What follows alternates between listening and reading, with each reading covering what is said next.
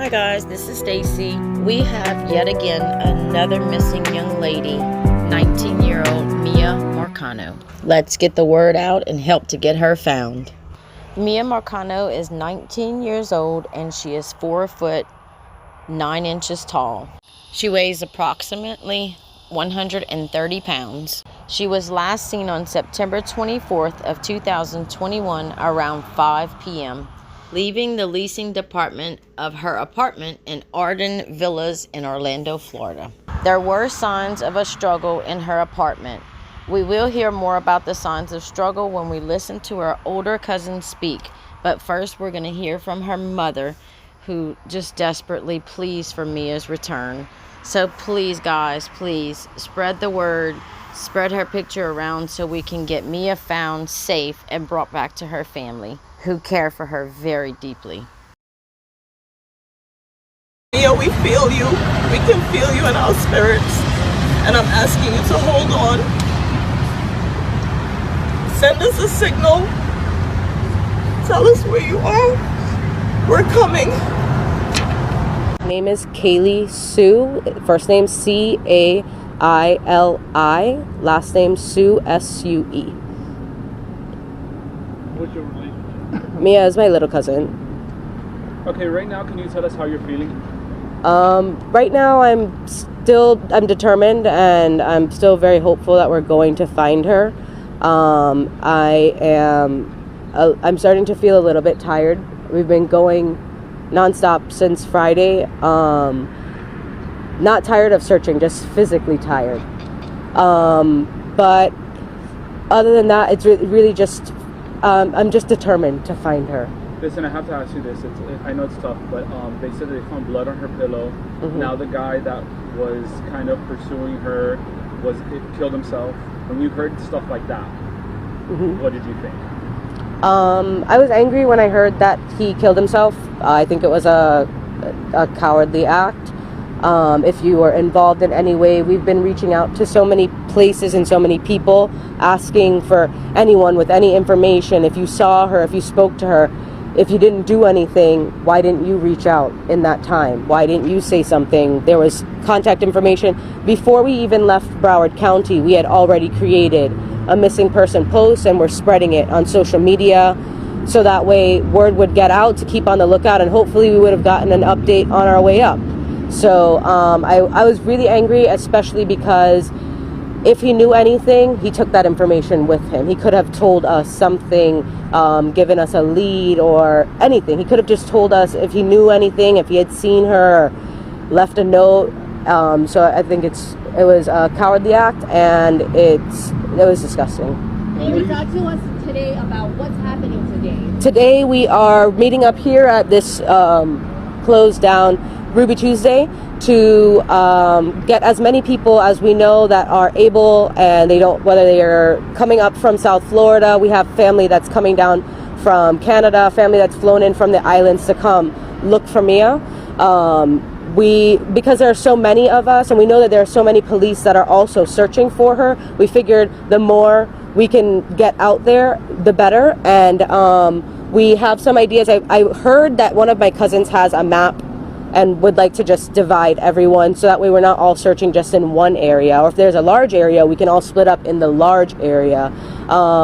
So I'm just waiting on them to come over from the hotel. They were all just getting ready and grabbing their things, and then they're going to come over, because there's also people that we're not related to that are looking for her, like her peers. Some of her neighbors came over asking, where can we help? Where can we look? Where's this search party happening? Because they did have a command center set up yesterday. They're like, I want to look for her. And I told them, come back tomorrow, 8 a.m. We're going to figure out what we're going to do.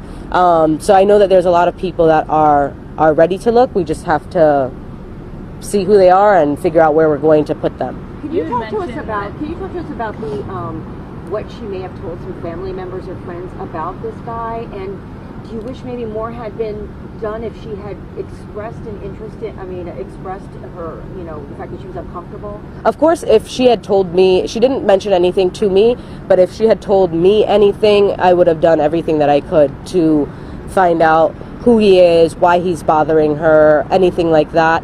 Some of her friends did mention that she told them that he was texting her excessively, and she had asked him to stop.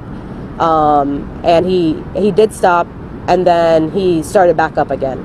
And she did tell them that he made her feel uncomfortable, but I don't know that she went to, I know that they're all over 18, but she didn't necessarily go to like what we would consider a real adult, somebody like a person of authority, maybe her manager, or even talking to me, to her dad, to any of us, because we would have done something to, even if it had been, we're going to come up here and just talk to him ourselves and say, what's going on, why won't you bother her, or bring her home, anything like that. So you don't know if she spoke to her manager or anything like that? No, I'm not sure. Talk to us about the last time you spoke to her. You said that you guys Snapchatted, you guys texted, you guys were on constant conversations every single day. Mm-hmm. I Snapchat Mia every morning, and she snaps me back. We say good morning, use whatever sticker is available on Snapchat that morning. Usually talk about dreading having to go into work, and she's always like, I hate being an adult. And I'm like, you're barely an adult. You can't hate it already. She was kind of having a hard time at work. She didn't necessarily specify. They were short staffed, there was a lot going on, and with that, management was under a lot of pressure.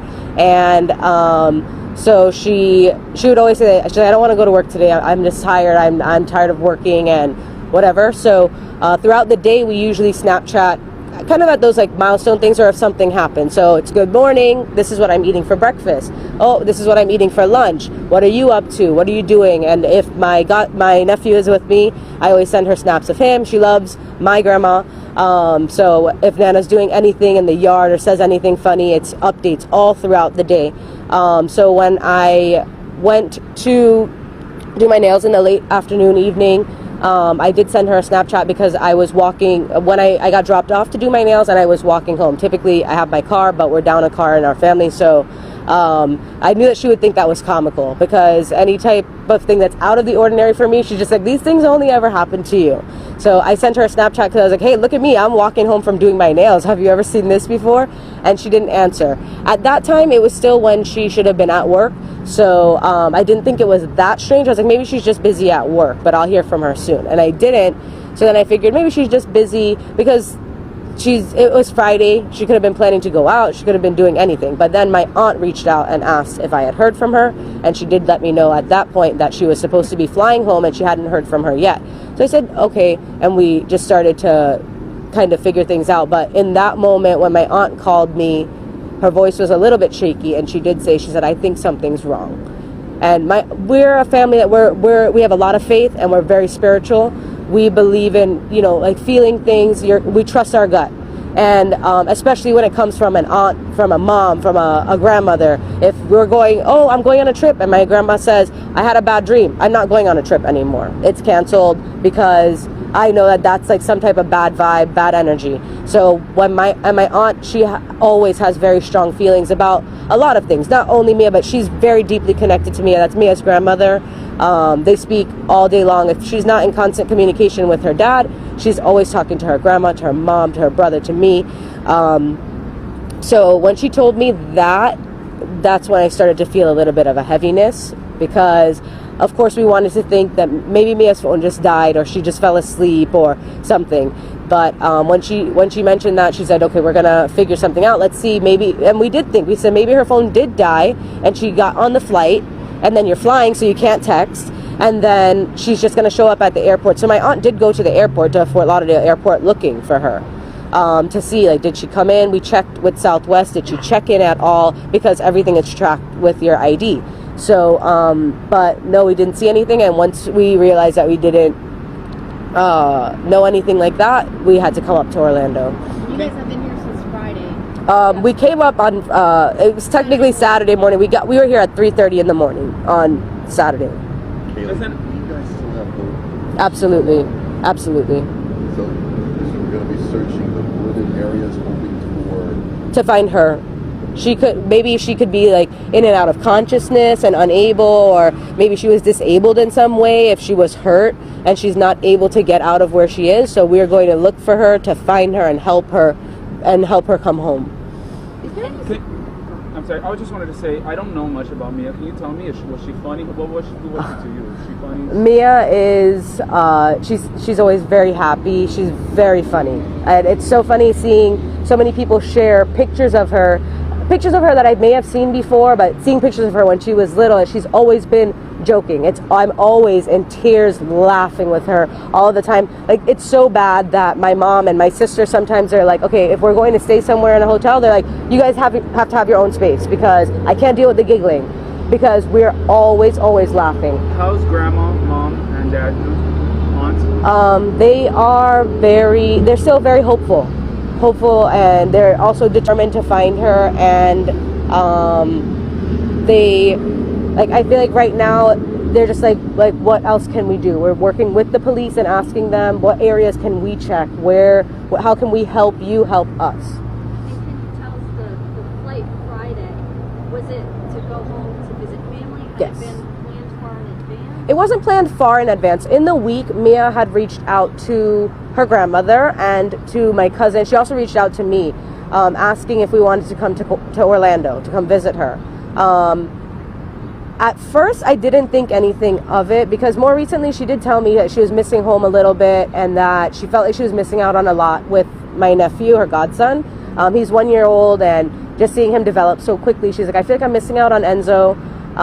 Should I send him some toys? She did send him a package to my house on Friday, and as I was walking out of my house, the package was there, and I gave it to him, and my sister texted her to thank her for the gifts that she sent, and she didn't receive a response either. So when my aunt reached out to me, I reached out to my sister. I said, did Mia text you back? And she said, no. I reached out to her, and when she didn't answer me, I thought it was kind of weird. So, I'm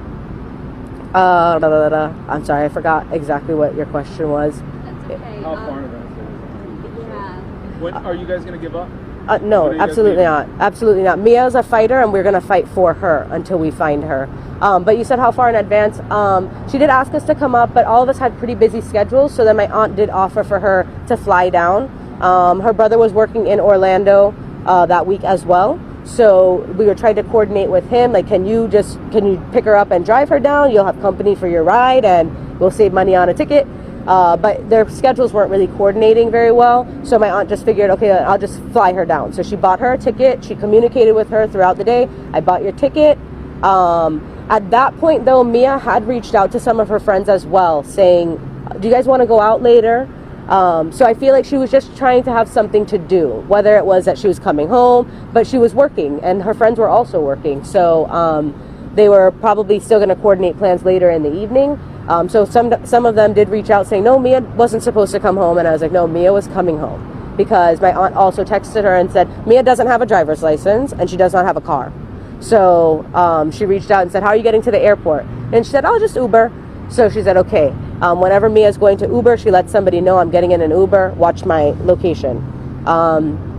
So it wasn't planned far in advance, but it was a couple hours earlier in the day that her flight was booked. Has she been missing home for a while? I'm sorry. Has her roommate We asked you to sort of look in the center. disappearance or anything of value?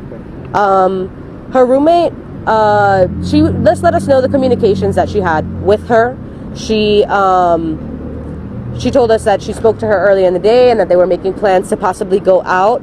And yeah, she's been very helpful in this as well. She was the one who gave us access to her apartment when we got here, and that was at 3 o'clock in the morning. I was in constant communication with her as well. As soon as my aunt reached out to me, I reached out to her on Instagram. I said, hey, have you heard from Mia? She said, no, not since earlier, but I'm at work. And I said, okay, can you let me know when you get home, just in case maybe she fell asleep or something?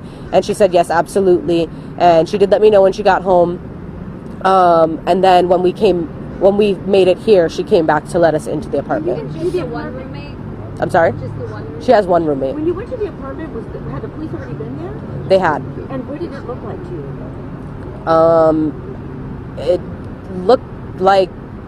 It didn't look like there was any investigation done. But had it look like there was, I think her dad was saying it looked like there was a struggle. Is that how it looked to you? So to get into her room, you need a key fob. And so it didn't look like there was any forced entry from the front door. However, when we went into her bedroom, which has another lock on it, but it was open, Mia has significant pieces of jewelry that she wears all of the time. She doesn't ever take them off. Even if it doesn't go with what she's wearing this jewelry. She has a necklace with a nameplate that says her name. And she has another necklace that her dad and stepmom got for her that has it's gold and it has a heart charm on it. When we walked into the room, the heart charm chain was on the ground and it was broken. It wasn't like it was like the clasp was open, it was just broken. And then there was, Mia's room is always meticulous. She, our family is very serious about cleaning and making sure that you make your bed every day. Her grandma has instilled that in her and she always makes her bed. I helped her to pick out the decorations for her room this year. So I bought the majority of the stuff in her room for her. And so I knew what her bedroom looked like. I bought it for her and then she just paid me back. But we coordinated so I could decorate it for her. And she sent me a video and a picture. She said, look at my room, at her pillows. She had, like, of course, your sleeping pillows and your decorative pillows. And then most importantly, Teddy, her little teddy bear who goes everywhere with her. Teddy goes with her to work. Teddy goes with her on vacation. Teddy's gone on vacation with other people when he needs time for himself. Teddy is a major key. So when we went in and her bed was unmade, pillows kind of in a disarray, and no sign of Teddy, we were like, kind of weird. Just her things in her room were kind of scattered. Miya also doesn't wear shoes into her room. She has a carpeted bedroom, and there was like dirt on the carpet, so we knew that there was something off. Did it seem like there was a struggle in the room or something happened? Yes, because her jewelry was on the ground. She has some bangles that her a family member got for her, and she has a lot of bangles. However, 2 of them were thrown on the floor and kind of stretched out. That must have been really tough to see. Yeah. And the roommate wasn't here during this? No, she was when we got there the second time, she was there, and she was there when the police were there the first time. But she was working until the late evening. And what's your message to the public as you work to get the word out? Please just don't give up hope and continue to pray for us and pray for Miya and pray that she's safe and that she's okay and that she's not scared and that she knows that we're looking for her. Do you remember the last conversation you had? It was in the morning when I talked to her about going to work. We just said like good morning, and she was like, yeah, I gotta go to work today. And I said, yeah, me too. I'm currently working from home, so I said I'm going to my kitchen table. And that was pretty much the end of that. Listen, if somehow, some way Miya can hear you right now, if you want to look at the cameras and talk to her, tell her what do you want her to know? I don't want to get very emotional. So, and I know that if I say something right now, I'm going to. So I would just rather not. It's just a personal choice. It's not that I don't, but Miya, we're looking for you. We're coming for you. And you keep holding on. Please hold on for us. We're coming. Do you know anything about the contents of the messages between this man and her? Did any friends reveal some of the things that he actually said? Just that he was infatuated with her. He was in love with her. I don't know the very specifics of it, but that he was constantly texting her and then had left her alone and then went back to texting her again. And obviously they worked together. Did she ever mention him like coming into the office and trying to talk to her face to face? Not to me. And I haven't heard anyone else mention anything about that. Does it make you angry that this guy didn't take no? Seems like he didn't take no for an answer and just leave her alone? Absolutely, of course, yes. He, I'm a person that I'm very straight and to the point. If I tell you no and leave me alone, you should do that. And when I don't like. Some people will say, "Oh, you should be persistent." I don't like that. And Miya is the same way. This person's annoying me. Like, I already told you no, leave me alone. And she's always very vocal about how she feels. She will tell them flat, like if she's interested, not interested, she's just straight and to the point. No, I'm not interested. Leave me alone. She'll block you if she has to block you. Things like that. Yeah, it's very clear. The sheriff did mention that, she turned him down a lot of times. I mean, there was clearly a sign that she did not want anything to do with the stand. Right. Thank you, Kaylee. Yeah, no problem. So much. Thank Of course. No, thank you guys for coming and for being here and covering the story. Do you know where you're going to start looking at, or that's what you're going to figure out? I'm not exactly sure. I know my cousins have different plans because we were searching also last night as well. It's just, it was dark and the areas that we're checking are wooded. They're not well lit, so it would be better during the day. Fine. Yeah, we may just kind of follow and just kind No, of that's fine. search Absolutely. a As little soon bit? as they share the information, I can let you guys know. This is new video of a man Miya Marcano's family believes is her maintenance man, carrying her stuff away the day after she went missing and 2 days before he turned up dead. This crucial evidence could directly connect him to her disappearance. Mia's family not giving up hope that she is still out there. Today, they gathered outside of her apartment complex along University Boulevard in Orange County to search for clues.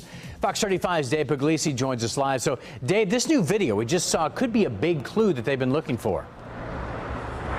It definitely could be, and maybe more clues here inside Arden Villas, which has been the scene of the longest search here throughout the day by law enforcement. And that is still going on right now. The family still hopeful that they'll find her, following every potential lead.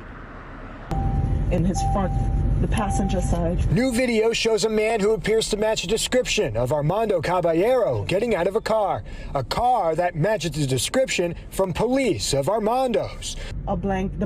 Oh my God, that is my blanket. The man is seen carrying a blanket and a bag heading into a building. The blanket, families say, is Mia's. Think of yourself if you were in our shoes. If you saw that video and you saw Mia's blanket, how would you react? Mia's family says this video was shot the same morning Simone had a chilling encounter with Caballero. He said, "Are you looking for Mia?" I said, "Who are you?" He said, "I'm the maintenance guy. I heard you're looking for me." The search for the 19-year-old is intensifying as large numbers of investigators arrive at Arden Villas. Residents even received this email about a search of their garages and storage units. One resident tells Fox 35 she had to move her car this morning to accommodate. It's been hectic. It's been scary. Everything that we've been seeing here just shows that we're not truly safe here. Mia's family says they've been receiving numerous tips from the community and law enforcement. They have searched several locations, including wooded and swampy areas, and they're not giving up. Today's that day where we got up upset. There hasn't been much crying at this point. We're just ready to bring her home, but we need everyone's help. And you can be a part of that help. The family has started an Instagram page to keep you updated on the latest updates and investigations and searches done by them. And you can find that on Instagram at Bring Mia Home. And again, any information that you have that could lead to finding Mia is more important than ever before. You should be giving that to police as soon as you possibly can. In Orlando, Dave Puglisi, Fox 35 News. Thanks, Dave. And Mia's family also tells us that they think that she was kidnapped and more people are involved. But investigators say they don't think that is the case. I spoke with the aunt of Miya Marcano, who says not enough is being done. And now she is calling for the FBI to get involved in the search for her niece. I'm calling on all resources. At this point, the FBI, we need you. We need you to look at everything, all substantial evidence that was provided so far. Simone Westmus, Mia's aunt, calling for help. She says the day's search had them walking through wooded areas around the Arden Villas apartments and within a 30-mile radius. Woodlands, rivers, lakes, bushy areas, dark areas, swamp-like areas. Sky 6 capturing crews in orange shirts walking around the complex where the Orange County Sheriff's Office says Marcano was last seen. Some searching with canines and at one point appearing to search a storage unit. Sheriff John Mina giving only News 6 an update earlier today. We are continuing our search efforts for Mia. We're asking anyone with any type of information, either about her or about the suspect that she had been with, who is now dead, to come forward with that information. Maybe they saw them together in a car. Maybe they saw the suspect's vehicle at one point in a certain part of town. That could help narrow our search efforts. Those efforts may have also led Seminole County divers to Lake Monroe. Sky 6 capturing teams in the water this afternoon. When we asked the Seminole County Sheriff's Office if this was connected to the search for Mia, they directed us back to Orange County. Back at the apartment complex, residents remain concerned. It makes me feel unsafe as a resident. This big green poster reads, Arden Villas, it's your responsibility to keep your residents and staff safe. We hold you accountable. Now sits in the middle of candles left for Miya Marcano. Copies of this flyer blaming the company that owns the complex is being posted all around the community too. Just yesterday, Arden Villas Apartments manager sent out a memo talking about proactive measures to enhance their safety protocols, saying they've repositioned a guard to the front gate to document all residents and guests leaving the property. These women saying they haven't seen that yet. I think that the gate stays open for about 5 cars to go through, so even sometimes it doesn't even make sense for me to scan my key fob. Fox 35 News did not see a guard at the gate today, but there was a guard present during our live shots last night. Deputies said the person of interest in Miya's disappearance, maintenance man Armando Caballero, had used a key fob to enter Miya's apartment Friday, 30 minutes before she got home from work. Arden Villas says they've upgraded their maintenance procedures to allow for appointment-only booking. I'm praying that she's coming home. I have a hope that she's still out there. Mia Ross, a neighbor of Miya Marcano, gets emotional talking about the missing 19-year-old. She's spooked, not knowing All right, guys, what happened. So I ask that you please just say a prayer for Mia and her family, and please share this, share her photos, get the word out. Let's do whatever we can as a YouTube family to help find Mia and get her back home safe with her family. And if you have any information on Miya Marcano, her whereabouts, or any information leading up to her disappearance, please call authorities immediately at the number you see here. And I'll keep you guys updated as much as possible on this, and please just pray for Mia. See you in the next video, guys. Bye.